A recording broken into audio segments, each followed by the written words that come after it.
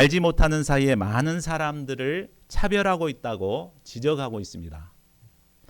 이 예로 우리가 한국말을 아주 잘하는 외국 이주민들을 보면 야, 한국 사람 다 됐네요, 이런 말을 하죠.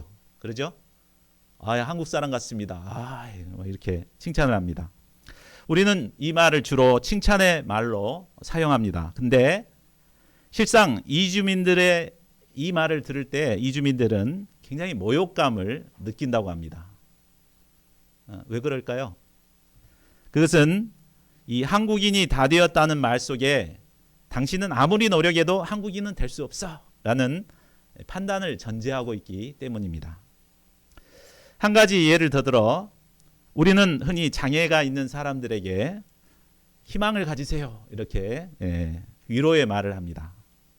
이건 역시 장애인들을 위로하고 공감한다는 뜻으로 자주 사용합니다. 그런데 정작 장애인들은 이 말을 들을 때 모욕감을 느낀다고 합니다.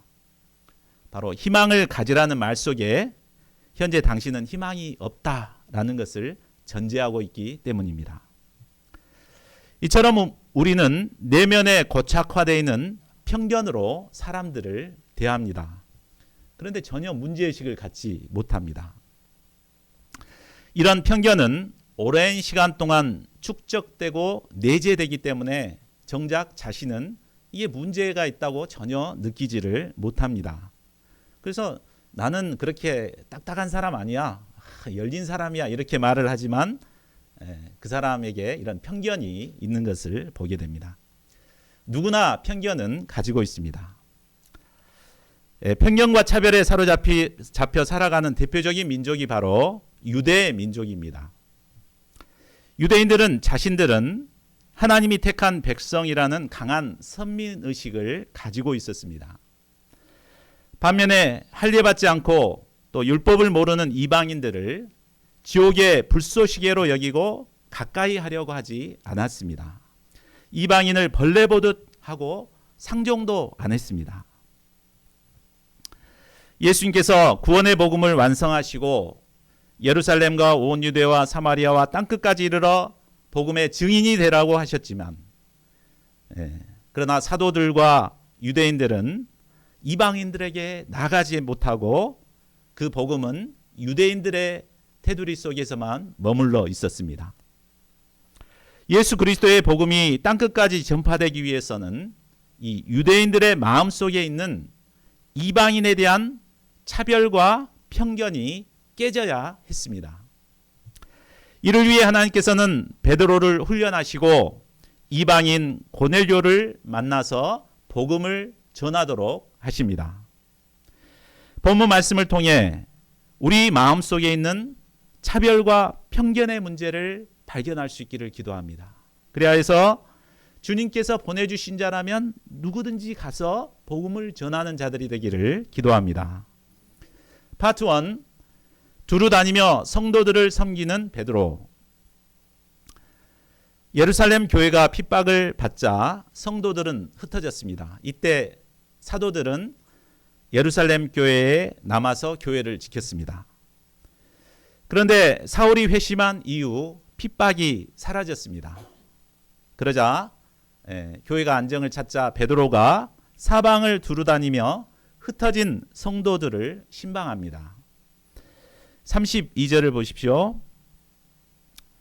베드로가 사방을 두루 다니다가 예루살렘 서북쪽에 있는 루다에 사는 성도들에게 내려갑니다. 또 33절을 보십시오.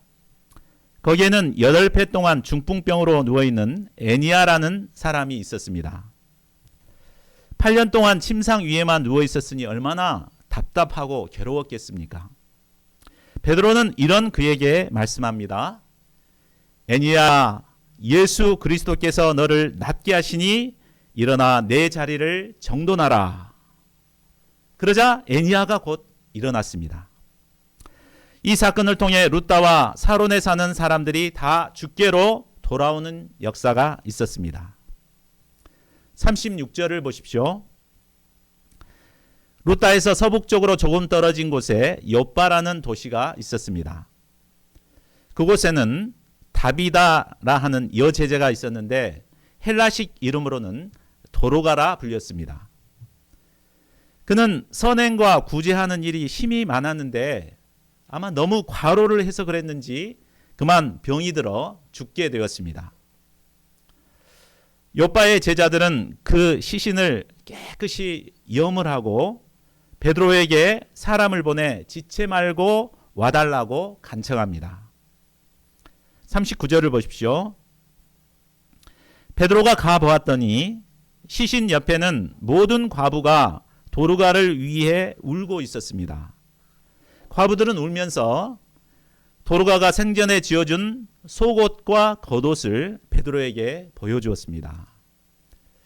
당시의 옷은 굉장히 비쌉니다. 요즘 당근처럼 막 주고받고 할 수 있는 것이 아닙니다. 도르가는 사비를 털어서 옷감을 사다가 직접 만들어서 어려운 과부들에게 옷을 입혀주었습니다. 이 은혜를 잊지 못해 과부들은 울면서 도르가의 죽음을 슬퍼했습니다. 40절을 보십시오. 베드로는 도르가의 구제에 감동했습니다. 그리고 사람을 다 보낸 후에 시신을 등에 지고 하나님께 무릎을 꿇고 간절히 기도했습니다. 기도가 끝난 후 돌이켜 시체를 향해 선포합니다. 다비다야 일어나라. 그러자 죽었던 다비다가 눈을 떠 베드로를 보고 일어나 앉았습니다. 베드로는 손을 내밀어 일으켰고 또 성도들과 과부들을 불러들여 그가 살아난 것을 보여주었습니다. 42절을 보십시오. 죽은 다비다가 살아났다는 소식은 온 욥바에 퍼졌습니다. 이로 인해 많은 사람이 주를 믿게 되었습니다. 중풍병자를 일으킨 사건과 죽은 자를 살리시는 이 사건은 예수님께서 공생애 때 제자들에게 보여주셨던 사건이었습니다. 그런데 베드로를 통해 예수님께서 하셨던 일을 똑같이 행하게 하신 것입니다. 자, 이것은 예수님께서 요한복음 14장 12절에서 약속하신 그 약속의 성취였습니다. 우리 같이 한번 읽어볼까요? 시작. 내가 진실로 진실로 너에게 이르노니 나를 믿는 자는 내가 하는 일을 그도 할 것이요 또한 그보다 큰 일도 하리니 이는 내가 아버지께로 감이라. 예수님을 믿는 자는 뭘 한다고요? 예수님이 하신 일도 하고 예수님이 하셨던 일보다 더 큰 일도 하신다고 했습니다. 예수님께서는 이 약속을 베드로를 통해서 그대로 보여주셨습니다. 저희 모두가 예수님을 믿음으로 예수님의 행하신 일처럼 큰 일을 행할 수 있기를 바랍니다. 43절을 보면 베드로가 욥바에서 여러 날 머물렀던 곳은 무두장이 시몬의 집이었습니다. 이 말씀은 베드로가 얼마나 변화되어서 그렇게 넓은 사람이 되었는가를 보여줍니다. 무두장이는 죽은 짐승의 껍질을 벗겨서 가죽을 만들어다 파는 직업을 말합니다. 죽은 짐승을 부정하게 여겼던 유대인들은 이 무두장이를 굉장히 천시하고 함께하려고 하지 않았습니다. 그러나 베드로는 그의 집에 여러 날을 지내면서 그와 교제했습니다. 그만큼 베드로는 그 내면이 넓어지고 성숙해져 있음을 볼 수 있습니다. 그런데 베드로가 몰라보게 성장은 했지만 하나님 보실 때 한 가지 부족한 것이 있었습니다. 그것은 그가 이방인들까지 품지는 못하는 것이었습니다. 이런 베드로가 지도자로 쓰임받기 위해서는 그의 내면에 드리워져 있는 강한 편견을 깨뜨리는 것이 필요했습니다.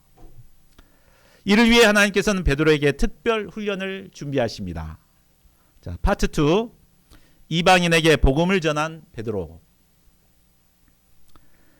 10장은 하나님께서 베드로를 훈련하여 이방인 고넬료에게 복음을 전하는 내용입니다. 우리가 한번 쭉 읽어보시면 알겠지만 이 내용은 간단하게 몇 절로 요약해서 기록할 수 있는 내용입니다. 우리 누가복음 보면 얼마나 이 짧게 그 내용을 축약해서 잘 이렇게 정리를 해놨습니까? 그러니까 누가도 이걸 축약해서 이렇게 쓸 수 있는데 막 이렇게 장황하게 늘어놓은 것 같습니다. 마치 영상이 빠르게 진행되다가 갑자기 멈추어서 슬로우 비디오로 이렇게 슬로우 비디오를 보는 것 같습니다. 누가는 왜 이 장면을 이처럼 자세하게 기록한 것일까요? 그것은 편견을 깨고 이방인에게 복음을 전하는 것이 바로 하나님께서 원하시는 뜻임을 강조하기 위함입니다. 또한 베드로뿐만 아니라 사도행전을 읽는 독자들이 자기 안에 있는 편견을 발견해서 깨뜨리고 복음을 전하는 자들이 되기를 바랐기 때문입니다. 자, 1절을 보십시오. 가이사랴에 고넬료라는 사람이 있었습니다. 가이사랴는 요빠에서 북쪽으로 54km 정도 떨어진 곳으로 로마 총독이 거주하는 이스라엘의 행정 수도였습니다. 고넬료는 로마 군대의 백부장으로 100명의 군사를 거느린 로마군 장교였습니다. 당시 로마 군인들은 강포하고 무자비하고 난폭했습니다. 또한 세속적이고 음란했습니다. 그러나 고넬료는 달랐습니다.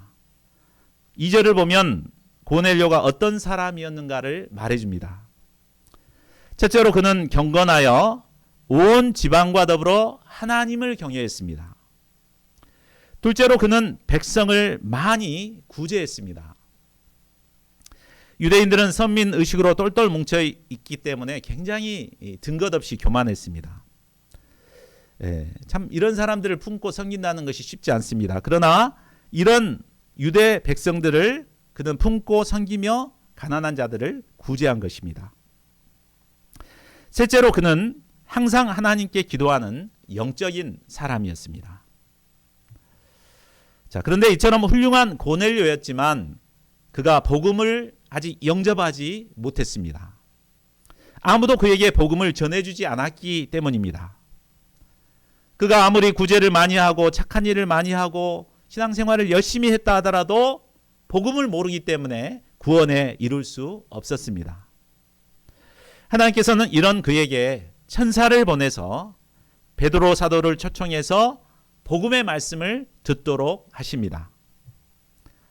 자, 3절을 보십시오. 9시 우리 시간으로 오후 3시에 기도하고 있을 때였습니다. 환상 중에 천사가 나타나 그의 이름을 불렀습니다. 천사는 고넬료에게 요빠에 있는 베드로를 초청해 오라는 방향을 줍니다. 고넬료는 천사의 방향에 순종하여 집안 하인 둘과 부하 가운데 경건한 사람 하나를 불러서 베드로에게 보냅니다. 9절을 보십시오. 이튿날 고넬료가 보낸 사람들이 요빠성에 가까이 왔을 때 베드로가 기도하려고 지붕 위에 올라가 있었습니다. 때는 지금 시간으로 정오 12시였습니다. 때문에 사람들은 먹을 걸 준비하고 있었고 풀풀 냄새가 올라오니까 아주 시장기를 느끼고 있었습니다. 그러던 중에 자신도 모르게 황홀한 상태에 빠져 환상을 보게 됩니다. 자, 11절을 보십시오. 갑자기 하늘이 열리고 큰 보자기 같은 그릇이 뇌 길을 메고 내려오는 것이 보였습니다. 그런 모양이었기 때문에 베드로는 그 안에 당연히 맛있는 먹을거리가 있기를 기대했습니다. 그런데 기대와 달리 그 안에는 각색 4발 가진 짐승과 기는 것과 또 공중에 나는 것들로 가득했습니다. 거기에는 돼지, 토끼, 낙타, 고래, 문어, 장어, 타조, 독수리 등 율법에서 부정하다고 정한 것들도 포함되어 있었습니다. 레위기 11장에 보면 부정한 것을 정하여 먹지 말도록 금하고 있습니다. 때문에 유대인들은 율법에서 금하는 것은 굶어 죽는 한이 있더라도 먹지 않았습니다. 지금도 이스라엘에 가면 우리 이다니엘 목사님이 좋아하는 돼지고기를 절대 먹을 수 없습니다. 눈을 씻고 찾아봐도 돼지고기는 안 보입니다. 유대인들이 먹을 수 있는 것을 인증을 받아서 그것만 먹습니다. 그것을 코셔 푸드라고 합니다. 그래서 넘겨주세요. 넘겨주시면 코셔 푸드 이 인증 마크가 있는 고기만 먹습니다. 맥도날드 햄버거 전 세계적으로 있는데 이 맥도날드 햄버거도 코셔 푸드 인증을 받아야만 이스라엘에서 판매할 수가 있습니다. 그러니까 이처럼 먹는 것에 철저합니다. 아마 베드로는 부정한 짐승들을 보자 식욕이 싹 가셨을 것입니다. 그런데 이때 하늘로부터 소리가 들려왔습니다. 13절을 보십시오. 베드로야, 일어나 잡아먹어라. 이는 청천벽력과 같은 명령이었습니다. 깜짝 놀란 베드로는 온몸으로 거부합니다. 주여, 그럴 수 없나이다. 속되고 깨끗이 아니한 것을 내가 결코 먹지 아니하였나이다. 자, 베드로의 이 대답 속에는 그의 세계관을 엿볼 수 있습니다. 베드로는 유대인으로서 율법을 철저히 지켰습니다. 율법에서 금하는 것은 혐오했고 또 율법이 허용한 것만 먹었습니다. 우리가 무엇을 먹느냐에 따라 그 관계와 문화가 형성됩니다. 베드로는 유대인으로서 율법에서 허용한 음식만 먹고 오직 유대인들과만 관계를 맺고 교제했습니다. 유대인이라면 아무리 천한 직업을 가진 무두장이라도 영접하고 함께했습니다. 그러나 이방인과는 함께할 수 없었습니다. 사도행전 1장 8절에서 예수님께서는 승천하기 전에 베드로에게 땅끝까지 이르러 내 증인이 되라고 명령하셨습니다. 그러나 이방인에 대한 배타적이고 편협한 세계관에 머물러 있었기 때문에 베드로는 이 사명을 감당하지 못하고 오직 유대인들만 찾아서 사방으로 찾아다니고 있었습니다. 이런 그의 잘못된 세계관을 깨트리기 위해 하나님께서는 이런 환상을 보여주시고 일어나 잡아먹으라고 명령하신 것입니다. 15절을 보십시오. 베드로가 완강하게 거부하자 두 번째 소리가 들려왔습니다. 하나님께서 깨끗하게 하신 것을 내가 속되다 하지 말라. 이 말씀은 율법에서 금하고 있는 부정한 것이라도 하나님께서 깨끗하게 하신다는 말씀입니다. 또한 하나님께서 깨끗하게 하신 것을 감히 우리가 더럽다고 거부해서는 안 된다는 것입니다. 16절을 보십시오. 이런 일이 3번 있은 후에 그 그릇이 하늘로 올려져 갔습니다. 베드로는 3번과 아주 인연이 많습니다. 그가 예수님을 부인한 것이 몇 번이죠? 3번을 부인했습니다. 부활하신 예수님께서 그에게 사랑 고백을 시키신 것도 3번입니다. 예수님이 내 양을 먹이라는 사명을 주신 것도 3번이었습니다. 3번을 반복해서 하셨다는 것은 그만큼 중요하다는 것을 말해줍니다. 또한 반복해서 가르치시는 것은 그만큼 베드로의 굳어진 세계관을 깨뜨리는 것이 어렵다는 것을 말해주기도 합니다. 자, 17절을 보십시오. 베드로는 이 일을 3번씩이나 겪고도 도대체 이 환상이 무슨 뜻인가 의아해했습니다. 이때 마침 고넬료가 보낸 사람들이 그를 찾아왔습니다. 19, 20절을 보십시오. 성령께서는 두 사람이 너를 찾으니 의심치 말고 함께 가라고 지시해 주십니다. 베드로는 무슨 영문인지 몰랐지만 성령의 지시에 순종해서 이방인을 집으로 맞아들입니다. 그리고 자초지종을 들은 후에 다음 날 이방인들과 함께 고넬료의 집을 방문하게 됩니다. 자, 24절을 보십시오. 고넬료의 집에는 많은 사람들이 모여 있었습니다. 고넬료는 그의 친척과 또 가까운 친구들을 모아 베드로가 오기를 기다리고 있었습니다. 그리고 베드로가 도착하자 발 아래 엎드려 절을 했습니다. 당시 신분으로 본다면 백부장은 점령군 장료로서 그 권세가 막강했습니다. 그럼에도 베드로를 하나님의 종으로 영접하고 두렵고 떨림으로 대한 것입니다. 자, 의외의 영접에 놀란 베드로는 나도 사람이요 하며 그를 일으켜 세웁니다. 그리고 자신이 그에게 오게 된 경위를 자세히 설명합니다. 또 고넬료도 자신이 왜 베드로를 초청하게 됐는지도 자세히 설명했습니다. 이로써 기독교 지도자인 베드로와 이방인 고넬료가 역사적인 첫 만남을 갖게 되었습니다. 자, 33절을 보십시오. 고넬료는 베드로에게 이제 우리는 주께서 당신에게 명하신 모든 것을 듣고자 하여 다 하나님 앞에 있나이다 하며 복음의 말씀을 전해달라고 요청합니다. 그리고 앞자리에 앉아서 베드로의 말씀을 듣고자 귀를 쫑긋 세우고 집중하고 있었습니다. 아마 베드로는 지금껏 많은 곳에서 말씀을 전해봤지만 이처럼 갈급한 마음으로 말씀을 듣는 사람들은 만나보지 못했을 것입니다. 이를 통해 베드로가 크게 깨닫는 바가 있었습니다. 그것이 무엇입니까? 우리 34, 35절을 같이 읽겠습니다. 시작. 베드로가 입을 열어 말하되 내가 참으로 하나님은 사람의 외모를 보지 아니하시고 각 나라 중에 경외하는 의를 행하는 사람은 다 받으시는 줄 깨달았도다. 예. 베드로는 이 사건을 통해 하나님은 사람의 중심을 보시는 분이시며 또한 하나님은 유대인의 하나님이실 뿐만 아니라 이방인의 하나님도 된다는 사실을 깊이 깨닫게 되었습니다. 드디어 베드로의 내면에 드리워져 있던 편협한 세계관이 깨어지는 순간이었습니다. 와. 자, 36절에서 43절은 베드로가 이방인들에게 처음으로 복음을 전한 설교 내용입니다. 베드로가 지금껏 유대인들에게 전한 설교 내용을 보면 주로 그들의 죄문제를 지적하고 회개하도록 돕는 것이었습니다. 그러나 이방인들에게는 예수님의 아름다운 생애를 증거합니다. 예수님은 세례 요한의 회개 세례를 전파한 후에 갈릴리에서 시작하여 온 유대에 두루 다니시며 아름다운 일을 행하셨습니다. 하나님은 예수님에게 성령과 능력을 기름 붓듯 하셨습니다.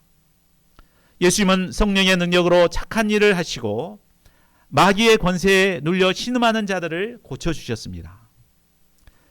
그러나 유대인들이 이 예수님을 시기하여 십자가에 못 박아 죽였습니다. 그러나 하나님께서는 예수님을 죽은 자 가운데서 사흘 만에 다시 살리셨습니다. 부활하신 예수님은 미리 택하신 제자들에게 나타나 그들을 부활의 증인으로 삼으셨습니다. 하나님은 이 예수님을 산자와 죽은 자의 재판장으로 정하셨습니다. 이제 누구든지 예수님을 믿는 자들은 그 이름을 힘입어 죄사함을 받을 수 있게 되었습니다.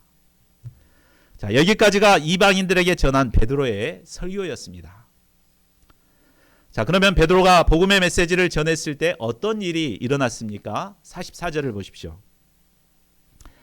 베드로가 복음을 전하고 있을 때 성령께서 말씀을 듣는 모든 사람에게 내려오셨습니다. 그래서 방언이 터지고 여기저기서 하나님을 높이 찬양했습니다. 이것을 가리켜 이방인의 오순절이라고 말합니다. 하나님께서는 복음의 말씀을 듣고 겸손히 영접하는 자들에게 이처럼 성령을 부어주십니다.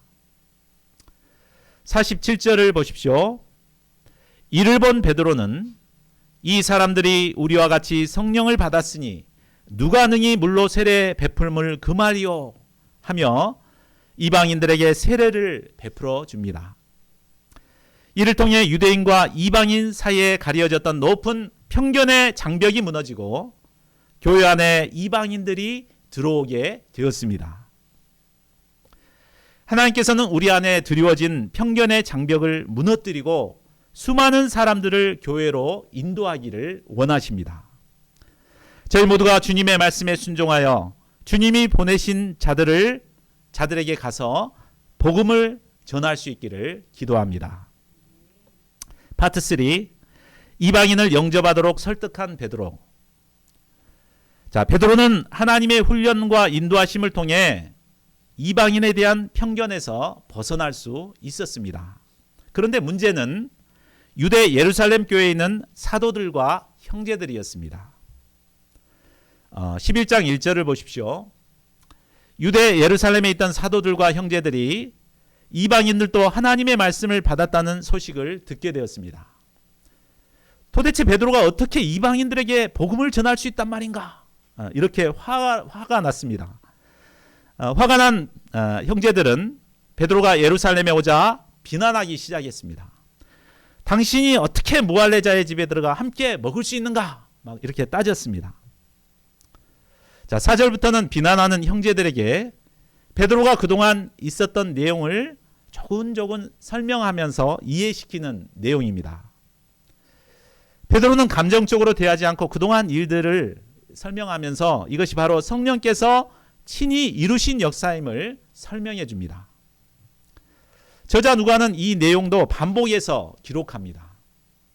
그래서 이 모든 일이 하나님께서 친히 이루셨다는 것을 반복해서 기록에 적고 있습니다. 자, 모든 일을 설명한 뒤에 베드로가 결론적으로 말합니다. 우리 17절을 함께 읽겠습니다. 시작. 그런즉 하나님이 우리가 주 예수 그리스도를 믿을 때 주신 것과 같은 선물을 그들에게도 주셨으니 내가 누구이기에 하나님을 능히 맡겠느냐. 우리는 아무리 내 생각과 다르다 하더라도 하나님의 뜻이라면 자신의 생각을 내려놓아야 합니다. 베드로는 하나님의 뜻이기 때문에 자신의 생각을 부인하고 순종할 수밖에 없었음을 고백합니다. 18절을 보십시오. 베드로의 설명을 들은 유대 신자들은 잠잠했습니다. 이는 자신의 생각을 부인하고 하나님의 뜻임을 영접했다는 말입니다. 그리고 하나님께 영광 돌리며 말합니다. 하나님께서 이방인에게도 생명 얻는 회개를 주셨도다. 이로써 하나님은 예루살렘 교회의 편견의 벽을 깨시고 이방 선교의 문을 활짝 여셨습니다. 하나님께서는 세상 만민을 구원하기를 원하십니다. 어떤 죄인이라도 또 우리가 도저히 품고 사랑할 수 없는 자라 할지라도 나를 통해 그를 구원하기를 원하십니다. 우리는 이 하나님의 뜻을 영접하고 차별과 편견의 생각들을 부인하고 하나님의 뜻에 순종해야겠습니다. 이를 통해 세상 만민 구원의 역사에 귀히 쓰임받는 저희 모두가 되기를 간절히 기도합니다. 자, 말씀을 맺겠습니다. 이상을 통해 하나님께서는 이방인에 대한 편견에 사로잡혀 있는 베드로를 훈련하사 그의 편견의 벽을 깨뜨리시고 이방인 고넬료에게 복음을 전하게 하심을 배웠습니다. 이를 통해 우리도 우리 안에 있는 편견의 벽을 깨뜨리고 누구에게나 복음을 전하는 자들이 되어야 함을 배우게 됩니다. 복음 전파자로 쓰임받기 위해서는 먼저 우리 안에 있는 편견의 벽을 깨뜨리고 어떤 자도 품을 수 있는 사람이 되어야 합니다. 태산은 흙과 돌을 마다하지 않기 때문에 높은 것이다 라는 말이 있습니다. 이 말은 태산이 그토록 높고 큰 산이 될 수 있었던 것은 아무리 작은 흙이라도 차별하지 않고 받아들였기 때문에 큰 산이 될 수 있다는 말입니다. 사람도 큰 인물이 되기 위해서는 무엇보다 포용력이 있어야 합니다. 곧 그릇이 커야 된다는 말입니다. 그릇은 크기만큼 담을 수 있는 것입니다. 그릇이 작으면 많은 것을 담을 수 없습니다. 내 마음의 그릇이 크면 많은 것을 담을 수 있습니다. 그렇다면 우리가 어떤 사람이라도 품을 수 있는 큰 그릇이 되기 위해서는 우리에게 구체적으로 무엇이 필요할까요? 첫째는 사람을 가리지 말아야 합니다. 대부분 사람들은 자기와 코드가 맞는 사람과 만나고자 합니다. 자신과 맞지 않는 사람은 넌 내 스타일이 아니야 하며 멀리합니다. 그러나 복음의 증인들은 나와 코드가 맞지 않고 또 취향이 다른 사람이라도 영접하고 함께할 수 있어야 합니다. 그래야 큰 사람으로 성장할 수 있습니다.